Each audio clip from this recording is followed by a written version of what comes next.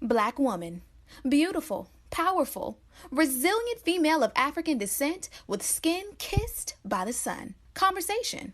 A talk, especially an informal one between two or more people in which news and ideas are exchanged. We love being black women. Black women are ambitious. Black women are confident. Black women are diligent. We are tenacious. We walk out of our houses put together. We are many shades and personalities of fabulous. But we as black women don't talk about our dilemmas, current events, and what's going on every day that affects us. So, we created this podcast as a way to laugh together, cry together, and have an open conversation about life as black women. Oh, that's deep. Black Women Conversations.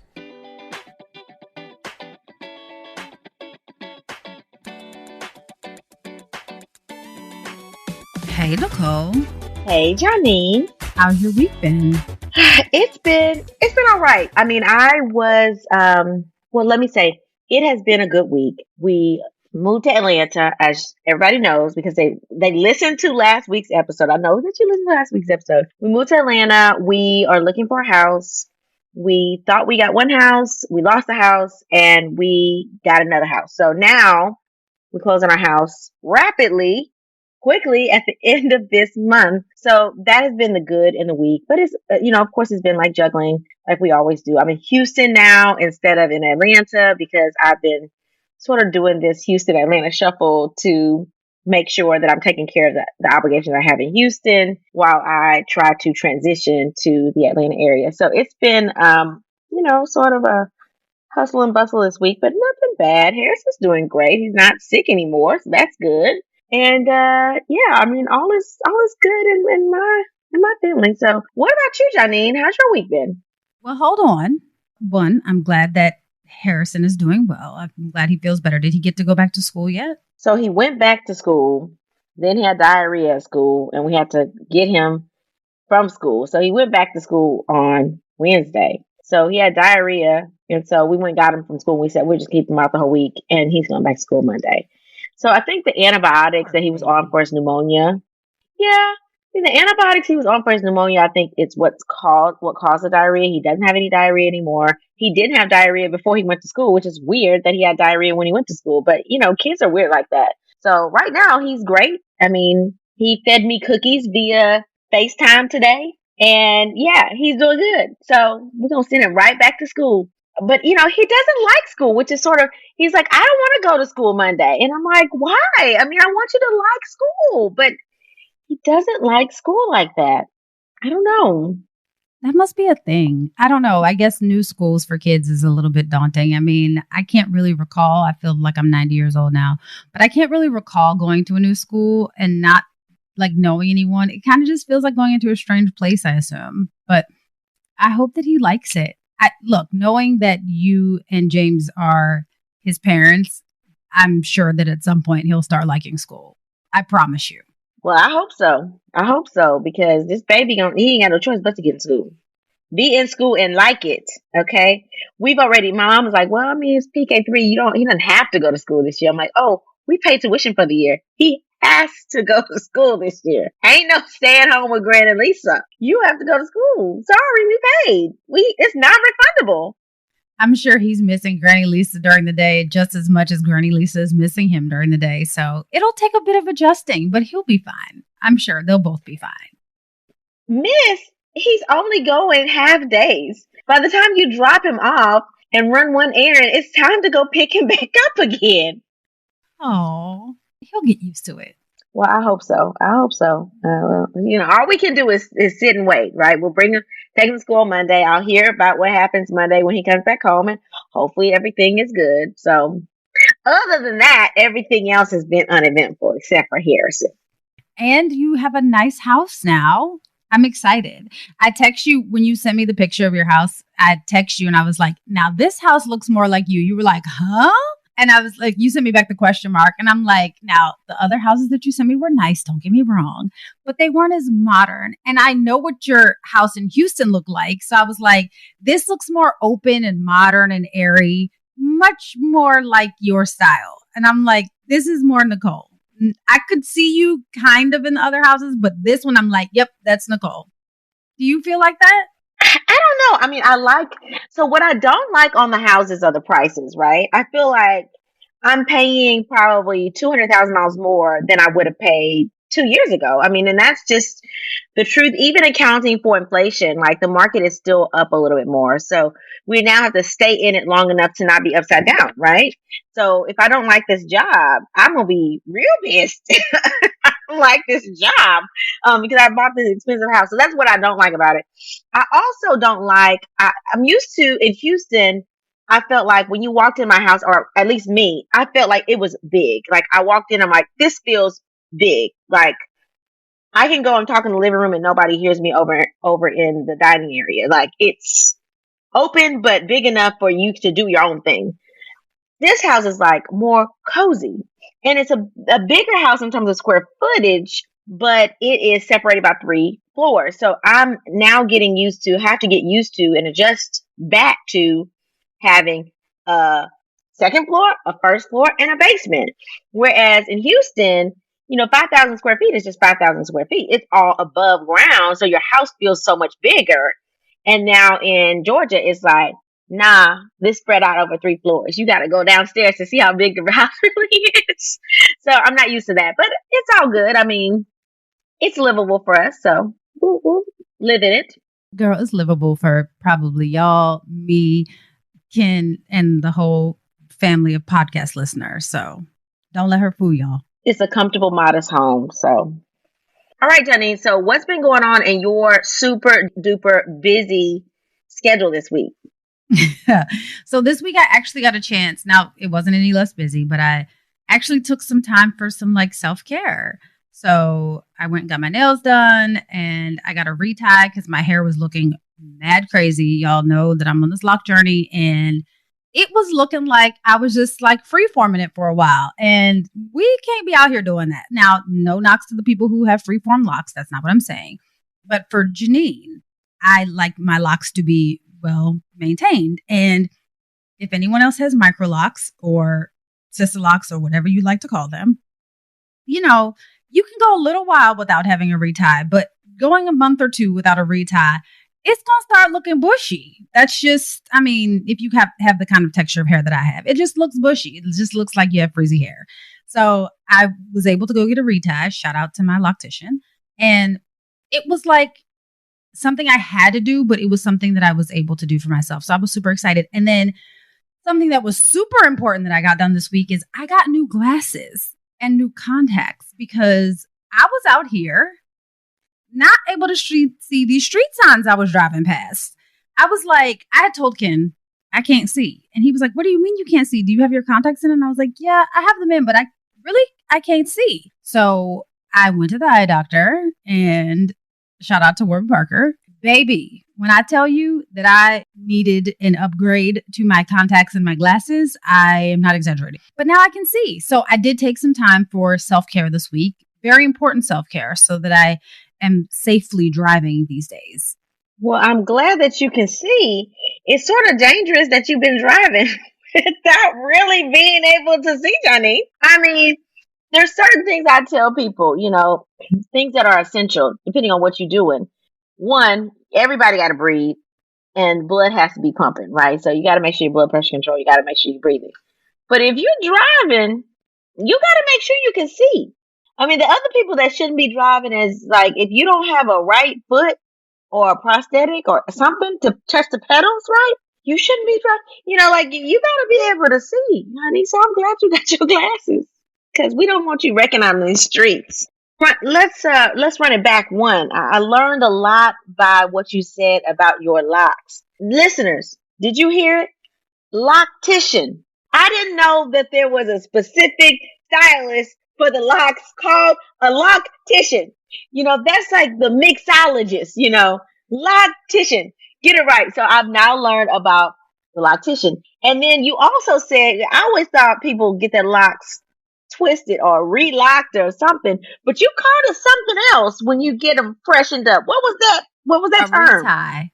So a retie. Yes. So you can get your locks twisted, right? But when your locks are very small, like mine are, getting them retwisted like that can cause your hair to come out because of the tension that you're putting on your hair, right? So the way that they retie my locks is they put a needle, kind of like a crocheting needle, at the bottom of my lock, and then they tie it, basically knot it into itself. So the space in my hair that is not locked between my scalp and the last portion of the lock, they fill it in. So it's 3-point. My loctician uses 3 points. Some people use 2, some people use 4, but they just go in and essentially like tie my hair onto itself. So it is a nice, good, like tight tie. So if you see the bottoms of my locks, they're a little bit like thicker because it's not retied tight. But as this part grows out, it'll get thicker too. But yeah, it's a retie. So if you twist it, and no knock to the people who get their locks twisted. It's just when they're very little, it can cause a lot of like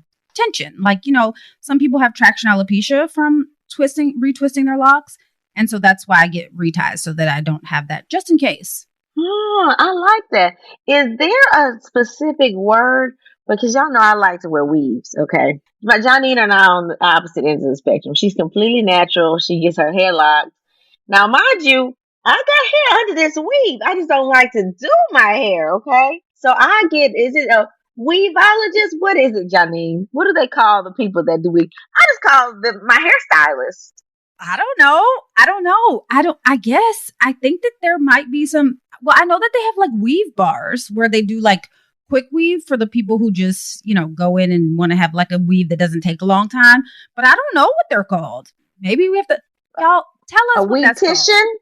Maybe. Weave-tician? It's a loctician, weave-tician? Yeah, weave-tician. Extension-tician?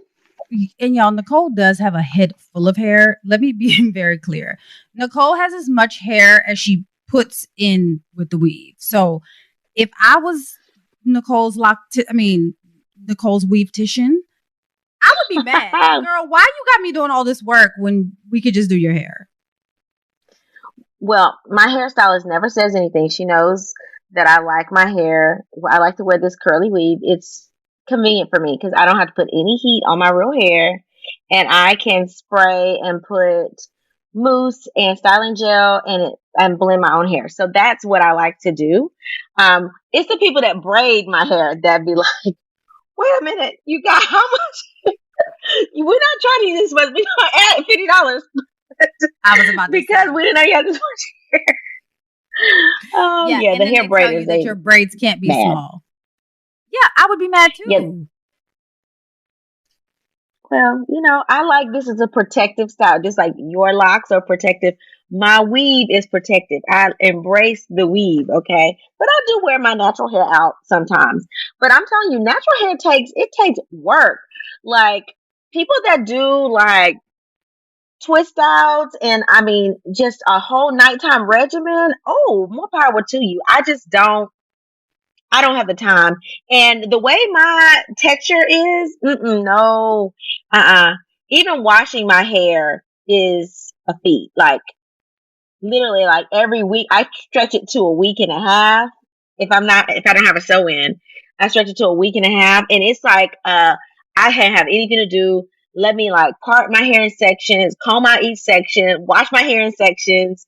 And then I'm like twisting it, blow drying it in sections because it can get really tangled. And so it is like a couple hours when people are like, what are you doing now? I'm like, oh, I can't go. I'm washing my hair. That is a real thing. I'm washing my hair. It's going to take me a couple of hours, like not even a couple, like maybe 3 or 4 to wash and blow dry my hair. Mm-hmm.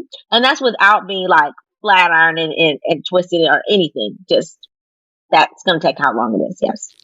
I don't miss that. We do have to have a whole show about black hair. We've been on, this is season 3. We have not talked about black hair. We need to talk about black hair. I'm just throwing it out there. I feel like we should do a series. Maybe like 3 parts about black hair. The struggles, the styles, and the what not to do. But yes, the all the kinds of chemicals that we put in styles that we thought were cute. When you look back at the pictures and wonder like, why on earth was I thinking that this was, I don't know why I did this. But yes, let's do it. Let's find some people and get them on, and we can kumbaya about the struggles of black hair. All right, Janine. So what is on our timeline this week? I'm just going to jump right into this. So comedians Tiffany Haddish and Aries are under fire. Let's be honest. And I don't even really know how to feel about this because I don't know what's true, what's not true, but we just gonna tell the story. So the two comedians have been accused of child sexual abuse by Jane Doe and her younger brother, John Doe. Now, in the lawsuit that was filed in LA just at the end of last month, the two, Jane and John Doe, are accusing the two of some pretty serious accusations. So in the suit, filed pro se, I think that's how you say it, but basically filed by them like on their own, independent of a lawyer. The siblings, both listed as anonymous because of the age during the time that the allegations took place. The siblings are alleging that Haddish and Spears recruited and coerced them into performing inappropriate and explicit skits. Now, the claim alleges that Jane Doe, who was 14 at the time, was taken to a taping of a sexually suggestive Subway commercial by Haddish, who allegedly then proceeded to show her how to perform certain sexual acts, all under the guise of helping her quote unquote television career. And this, let me be clear, is Haddish saying that she was going to help Jane Doe's television career. So the lawsuit also alleges that Haddish and Spears filmed a sexually inappropriate video with Jane Doe's 7-year-old brother, John Doe, where Spears played a pedophile and Haddish played John Doe's mother. Now, initially, Haddish's attorney spoke on her behalf, denying the claims. He said that the accusations were a shakedown, in quotes. He cited that the plaintiff's mother had been trying to assert what he considered bogus claims for several years. He also said that every attorney that she initially took the case to eventually dropped the case because the claims were meritless. Now, Nicole, you and I both know that cases are dropped for a number of reasons. It doesn't necessarily mean that they are meritless. It can be dropped for financial reasons. It can be dropped for lack of evidence. It can be dropped for a number of things. Meritless is not the only reason, but that's how Haddish's attorney tried to make it seem, right?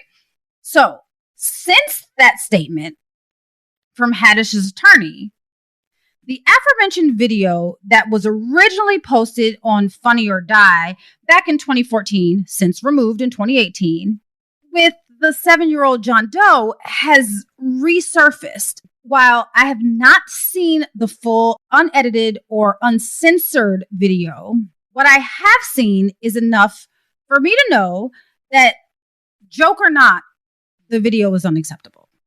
So the fact that they were making light of pedophilia was disturbing enough, but to do so with an actual minor is beyond unacceptable. Like, I don't even think that I can think of a word to describe the emotions that I felt when I saw it. So I don't know that I can verbalize how repulsed I was with the video. Now, it is supposed to be some sort of humor, but I just didn't see it.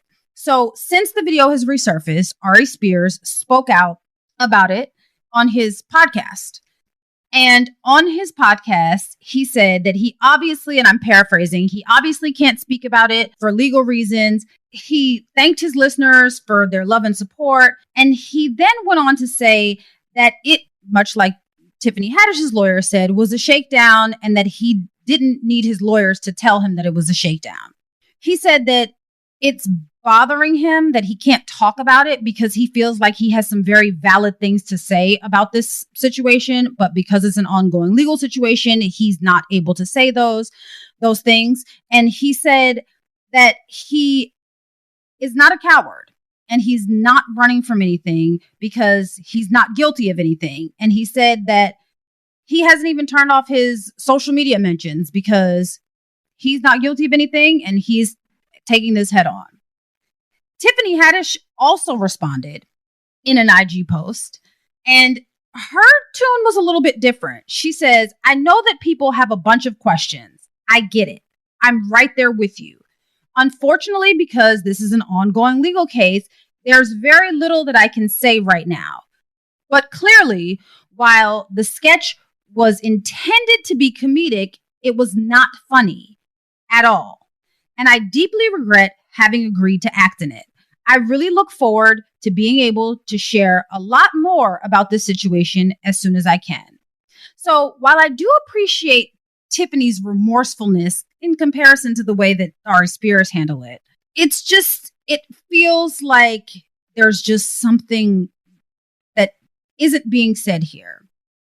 So the questions that I have are like, why did this even happen in the first place? With all the people between the actors, the writer, the producer, the camera people, there are a lot of people that go into making these kinds of things, right? Not one person in the room said that this wasn't okay. So I'm concerned. I'm concerned about why this happened. And as I've mentioned before on this podcast, I'm not really a fan of comedic censoring, but there are just certain things that should not, as a comic or as a human, should not just be considered open for comedy. And it's just what it is. Like, there are certain things that you just don't joke about. Some of those things that are off limits, I would say, are like, people getting murdered, things that happen to people's mothers. Like, there are certain things that you don't play with. And I think that we can all agree that making skits about pedophilia with children probably fits into that do not touch area. I don't know how I feel about it. It's all so crazy, and I feel like I need much more information, but it's just not looking good. What do you think, Nicole? So I looked at the skit, right? And I was thinking, what in the world were they even thinking about doing it? And I just think that I'm hoping that, one, the children didn't see the final skit. And two, I know that there's a way to edit these things, edit the sound effects. And the kid didn't realize what he was doing. And hopefully the whole bathtub thing, hopefully the kid, he was edited into the bath, hopefully these were two different scenes that were sort of spliced on top of each other. I mean, there's a lot you can do with editing. And I'm hoping that all of this stuff was edited in, but it's still very distasteful because I know that the black screens that went across were edited out after the fact, right? Like, what happened that they couldn't even show us on the YouTube post? I mean, nowadays, everything is shown, right? So it must have been something that was very risque for them to feel like they should not show it. And hopefully this was a whole bunch of editing that was done. And I'm hoping that's the explanation behind it. Hey, this was all edited content and not these children actually doing the things that they're doing in this video. Because, like I say, these are big time comedians. You can edit videos to do whatever you want them to do now. I mean, if there are people that are edited, literally having sex and they've never touched the person in their life. I mean, that's how good editing is now. So I'm hoping that is the case, and hopefully that's the explanation. But the other piece that sort of concerns me is, they didn't kidnap these kids and take them to set. So somebody had to agree for these children to be in this video. So this parent that's now trying to file suit, was it that she did not know that this was a parody about sexual misconduct and pedophilia? Did she not know that? Was she not told? Because it's hard for me to believe that you don't know what your children are doing and your children are gone for hours, right? Unless they literally kidnapped the children, I'm assuming that the mother knew. And if you knew, you shut the stuff down there. Like, if Harrison were in something, I don't care if it's somebody's wedding, I don't care if it's somebody's YouTube video, he gonna come on the pregnancy pearls. What is it about? Send me what it's about, and I'm going to be present when it's going down, right? And if I don't like something that's happening to my child, guess what? I'm removing my child from the situation, and then I'll sue you. But, letting the filming continue, that's the thing that sort of confuses me. Like, did the mom just not know? Like, how did that even happen? That's the same issue I had with R. Kelly and those girls. Now I know we flipping it all the way to R. Kelly, but like it's because it's a parody about pedophilia and they were playing the R. Kelly song in the background and it automatically made me think of it. But those parents, although he is guilty, they play a role in that. They're not off the hook completely with that.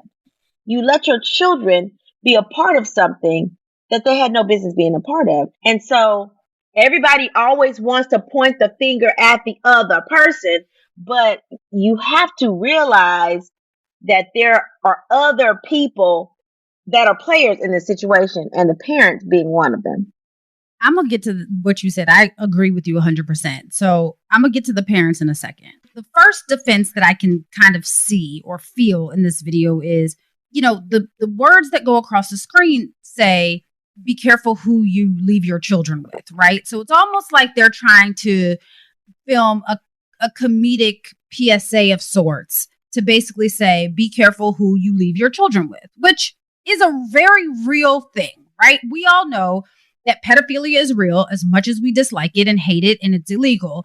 It's real. And in the Black community, we also know that we don't talk about it often, right? Like we know that there's somebody in your family that's inappropriate or likes to talk to little girls or, Uncle so-and-so. So I got the concept of the video. It's the execution, right? So I can't speak to the actual intention of the video, but it seemed that it could have, in someone's mind, been trying to convey a very real message that should have been conveyed. But the intentions are very different than this execution of this, right? So let me say this. It's rough being a comedian, right? I couldn't be a comedian, and it takes a special kind of person to be a comedian.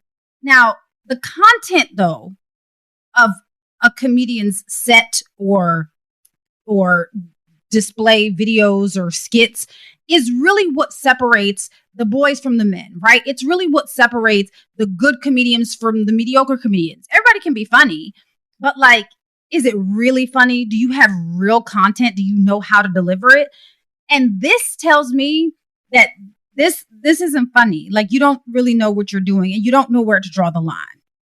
So I think that the intentions might have been, I don't want to say pure because there's no way, but like the intentions might have been better than what this execution was, right? There are ways to do these kinds of things with people that look like children without it being children. They do it in pornography all the time, right? They find someone who looks super young and make it seem like, hey, this is a child, but it's not. They're over the age of 18. And if you really wanted to do this, you did not have to use a minor. So that's my first thing, right? To go back to intention. I think that we think that when people have bad intentions, that's when bad things happen. But you can have the best of intentions and bad things still happen. You don't have to have bad intentions for bad things to happen, just like you don't have to be a bad person for bad things to happen. But this is awful. Like watching the video, it's cringy. It makes you uncomfortable. And if you can watch this video and not feel some sort of level of discomfort, please seek help. It's uncomfortable. It's weird. It's just, you really think of like, what is going on here, right? But I want to say this.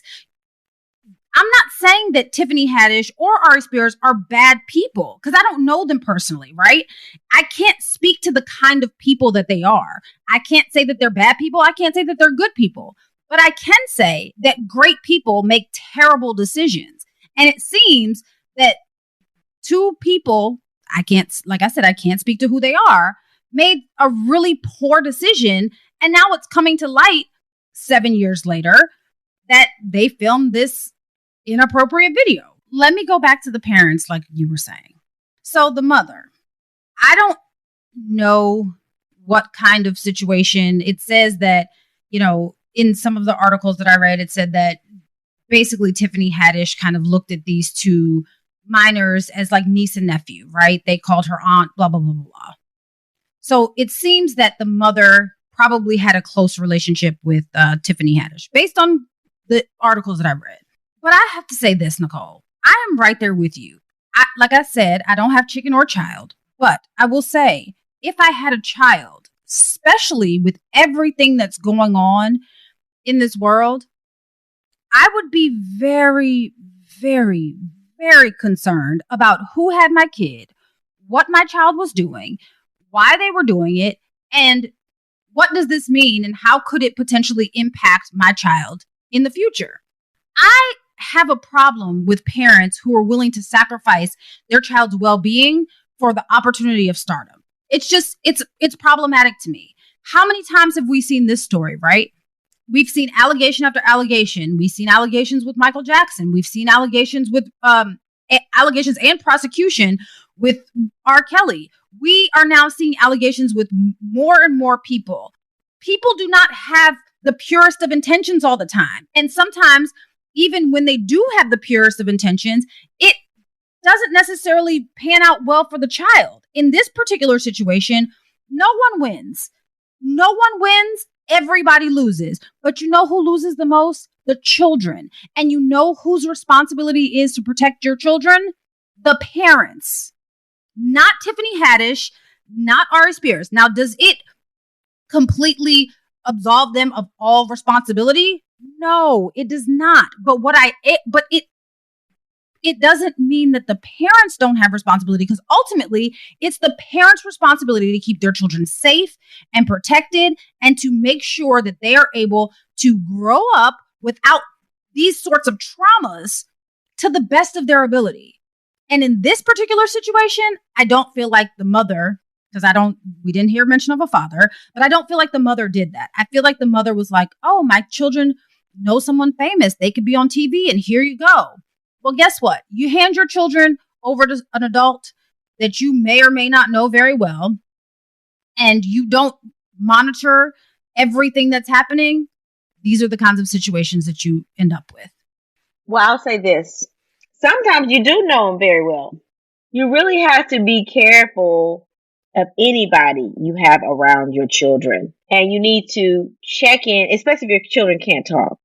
You need to check in with your children frequently to know what exactly did you do when you were around X, Y, and Z person. And I would say, even if you are, I would have that person around my child when I was there to make sure I feel comfortable with how they're looking at my child, with how they're handling my child, before I would ask anybody to watch my child. Now, I'm very blessed that I have Gran and Lisa, who is my mother, keeping my child, but I know everybody doesn't have that.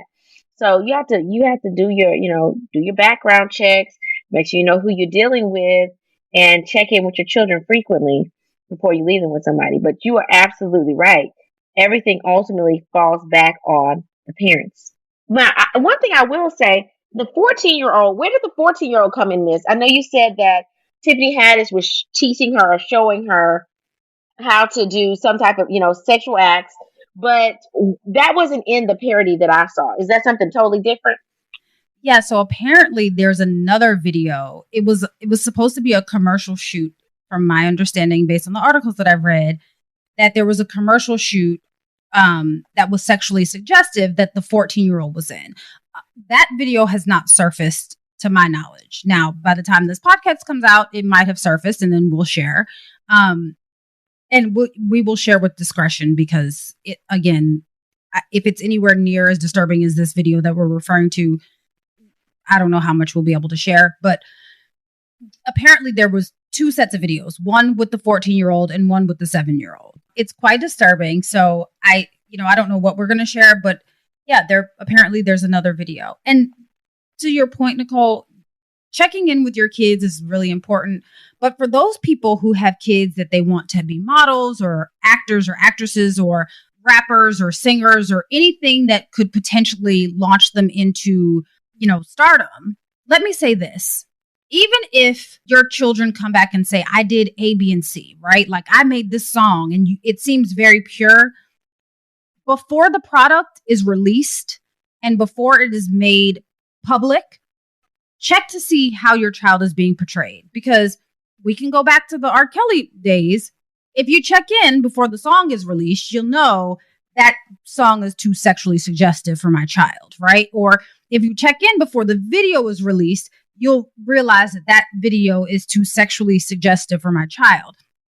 I would have rather this video have happened and the mother said, this can't be released. I'm not giving permission for my child to be in said video. Because the one thing that I do know, having been in entertainment for over 20 years, is that when you utilize minors, there is a release form that parents have to sign for you to legally release their child's likeness.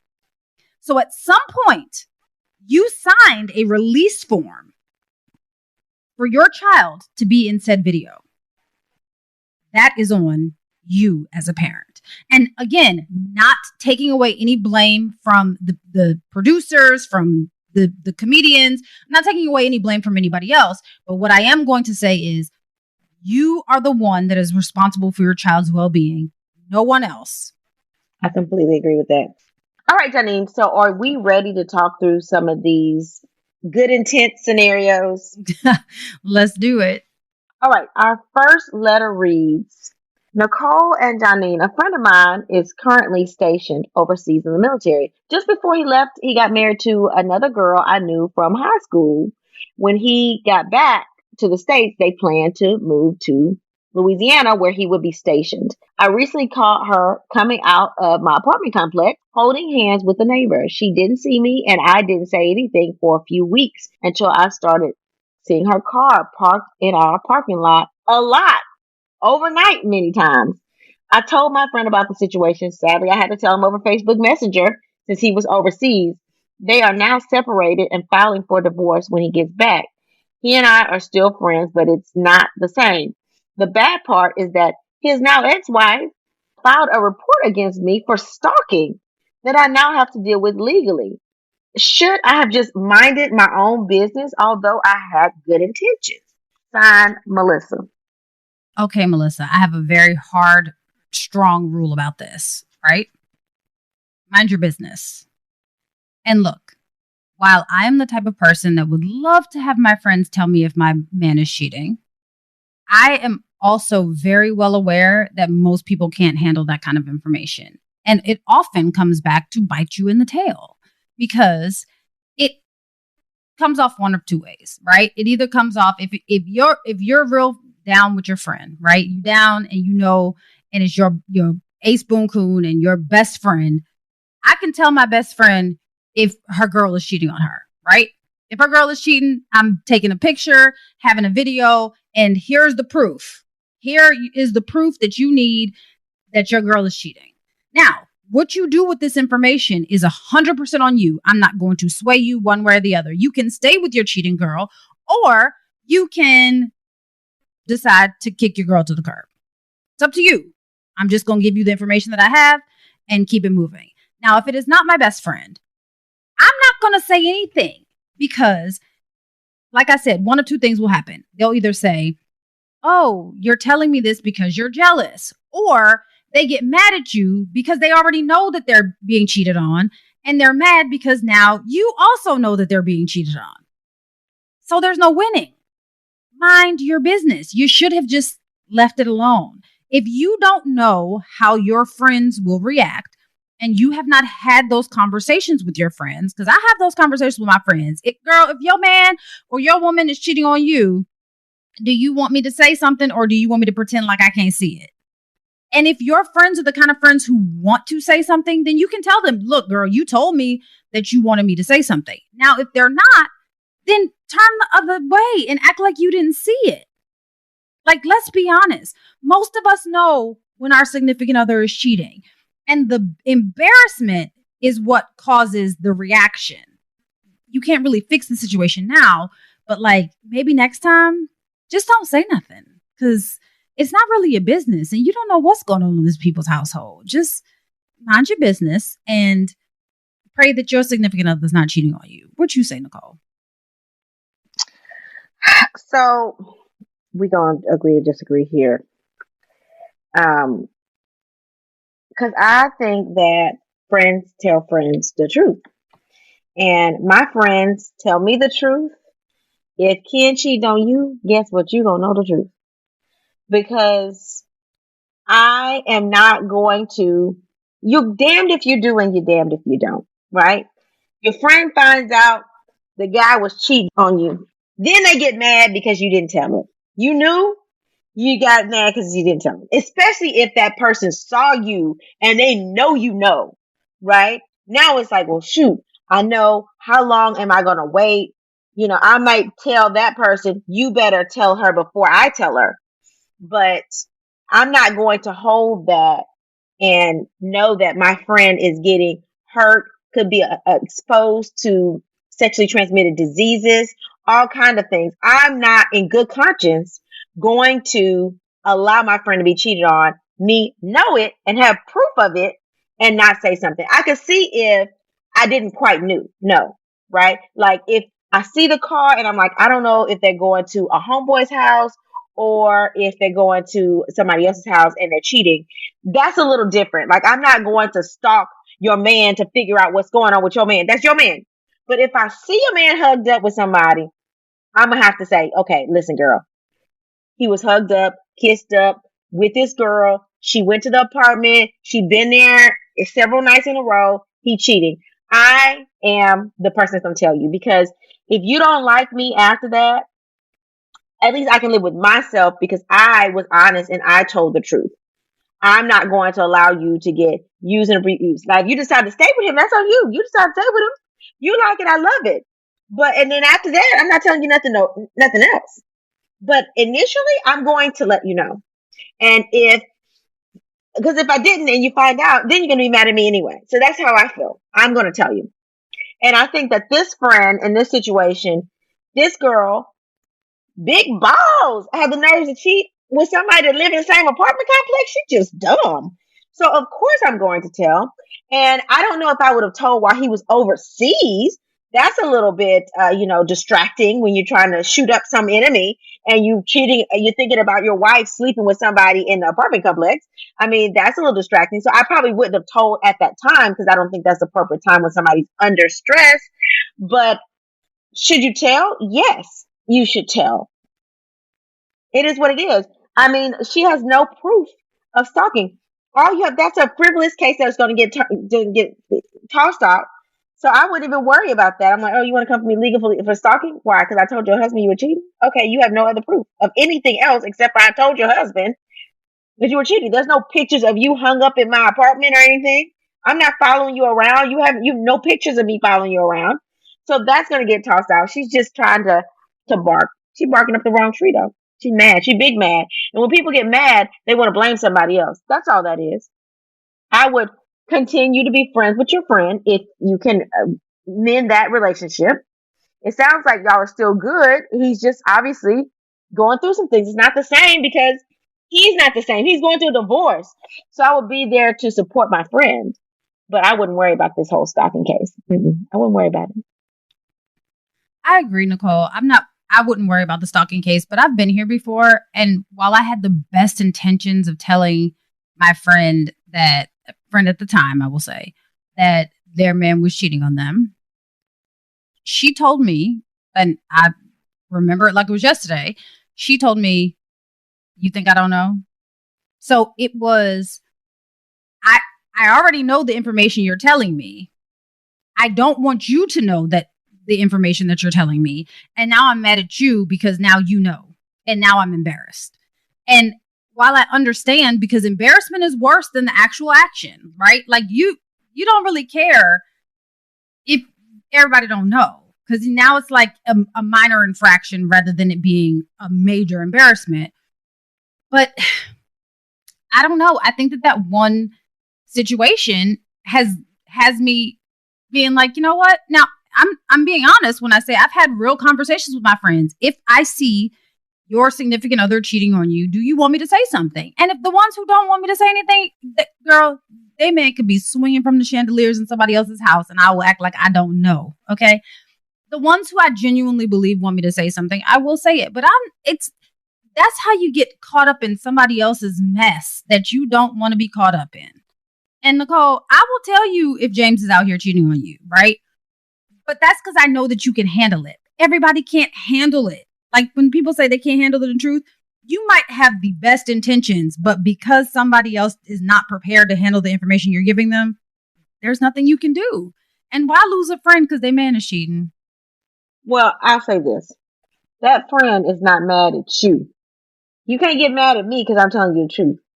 You mad at your situation. You mad at you looking silly. You mad at your man because he got you out here looking silly. Don't get mad at me because I know the truth. I'm your friend. You should have told me the truth anyway. Because now if you know he cheating, I'm gonna help you get your swerve on. Let's go find you somebody. If you like it and you stay in that situation, or if you have an open relationship, because that's people do that kind of thing now, then that's fine, girl. Let me know so I can hook you up. Let's make sure you're protecting yourself. So you won't really be out here silly. If you're like, I'm staying with him because the money is good and I'm comfortable, that's fine. But don't get mad at me because he got you out here looking silly and he's doing something that you don't agree to, but you silly enough to stay. That's not me. You being mad at me. That's you being mad at yourself.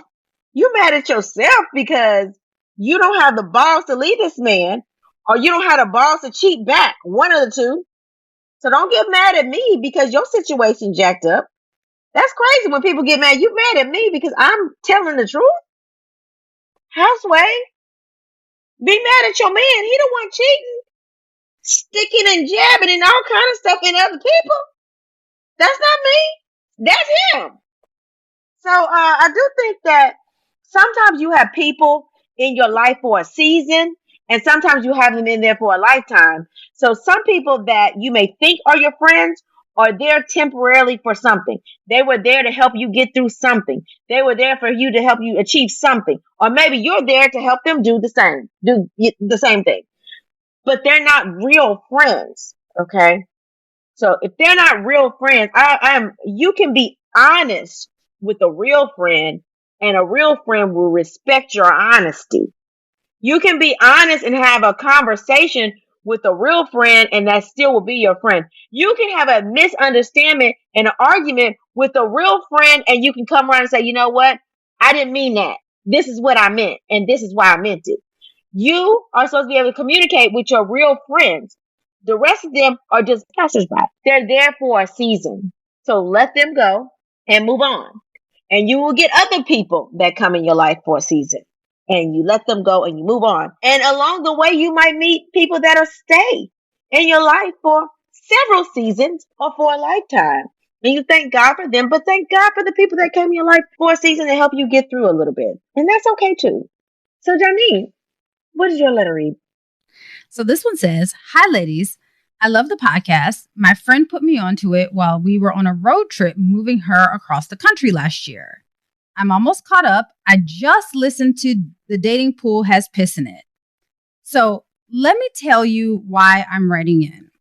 I work as a VP of DEI for a bank. As such, I influence some of the hiring. I recently hired a young man based on the recommendation of one of my mentors. Let me clarify that. My mentor asked me for a favor, so I hired the young man. The young man looked good on paper, but didn't have an extensive work history. I hired him for an entry-level position and figured, what harm could it do? And I wanted to help a young Black man out, and I wanted to do my mentor a favor. They say the pathway to hell is paved with good intentions. Since he started, he has been doing his job, and well, might I add. He just can't get along with others. It seems he has a very contentious spirit. He is constantly arguing with his coworkers, and his supervisor says he produces, but he's quarrelsome. She asked for him to be relocated to a different department.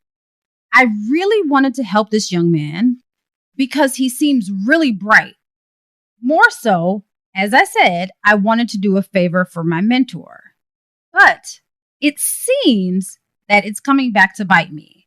How can I tell my mentor that while I had every intention of helping this young man grow in his career, it's probably not going to work out at my place of business? I don't want her to think that I didn't try.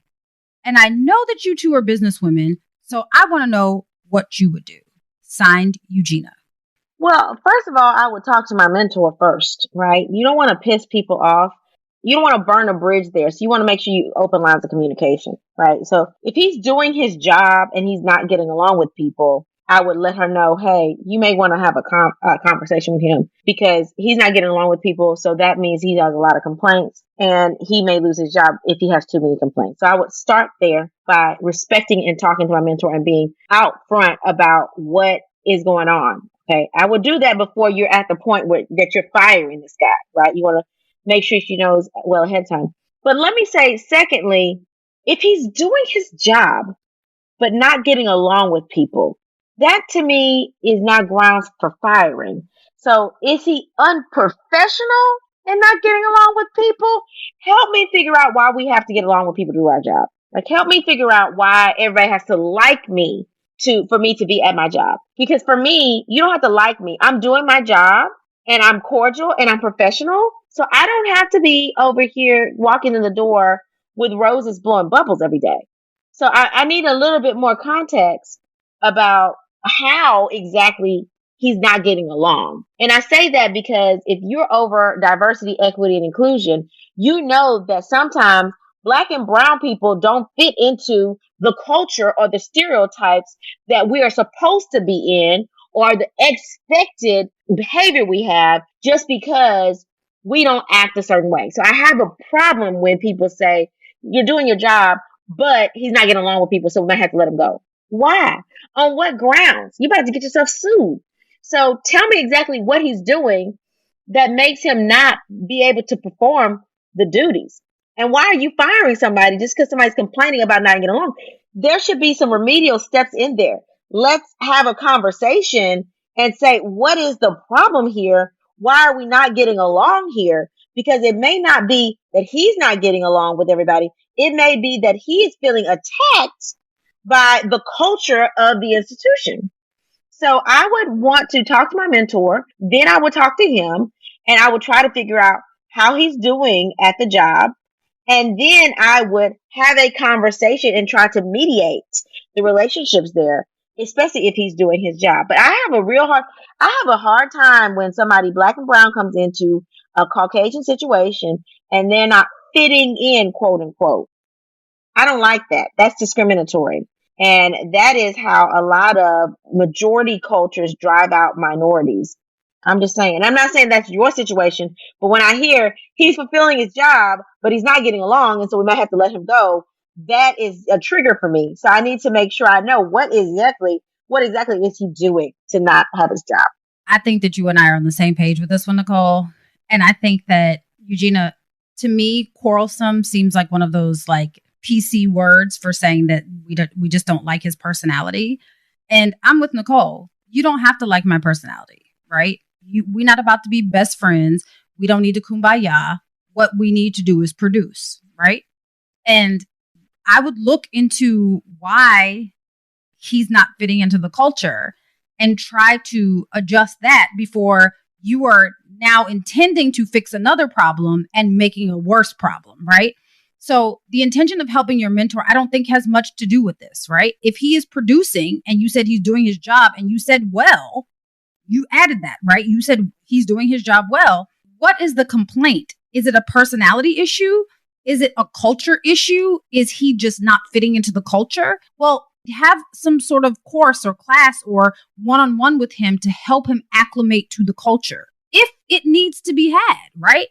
Maybe the culture needs to be changed. We all are very well aware that a lot of workplace culture is steadily evolving based on some of these kinds of situations where someone has been deemed quarrelsome, right? Or someone has been deemed unable to get along with their coworkers. Well, maybe it's because their coworkers are being exclusionary. Maybe because there are a number of reasons why people are not able to get along with their coworkers. But also, as Nicole said, as someone that is high up in the DEI space, let's be very clear that oftentimes there are hurdles and boundaries that we have to overcome that our Caucasian counterparts do not. So I would be very careful, Eugenia, before you get to the point of letting this man go, that your intentions of fixing his supervisor's problem do not then become a larger company issue because you are being sued because you discriminated against this one specific young man. And I get it.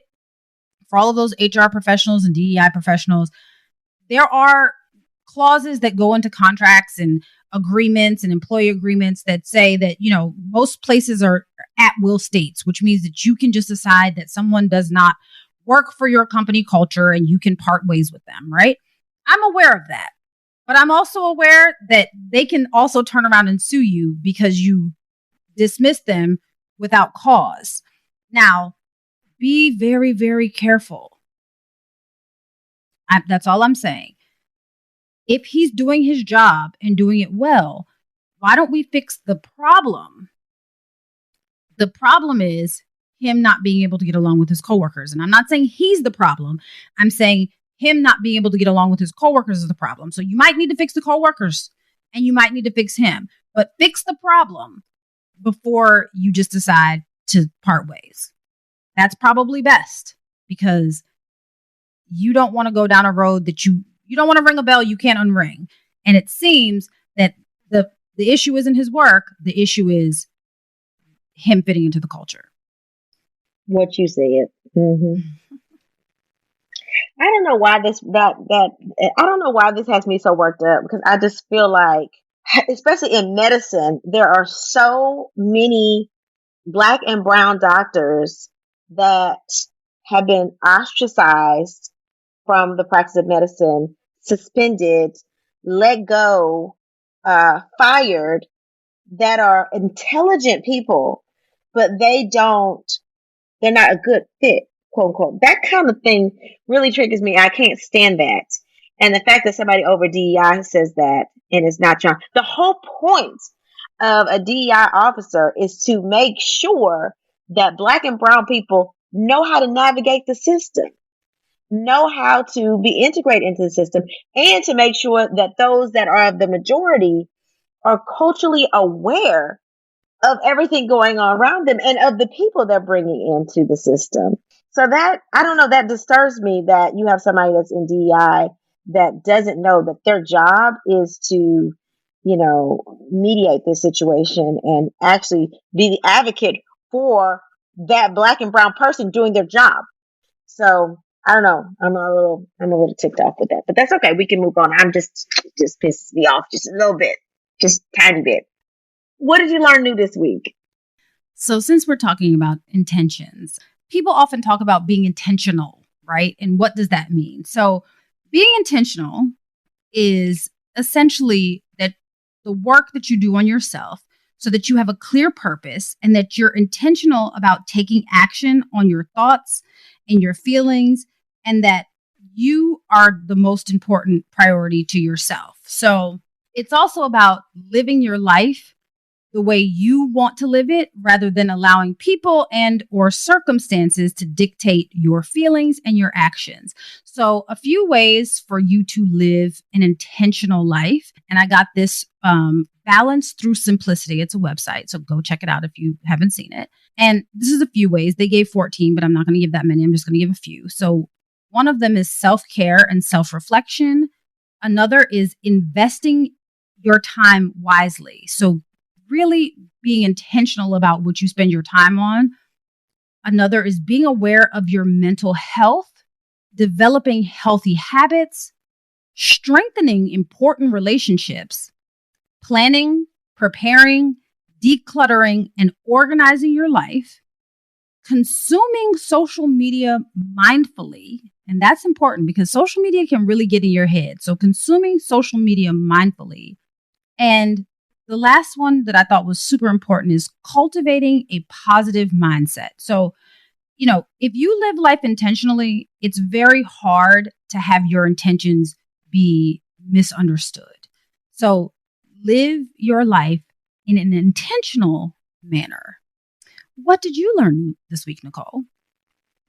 So, I love all that you learned new, and I think that you learned enough for both of us this week. But what I did learn was about the Bill Cosby skit.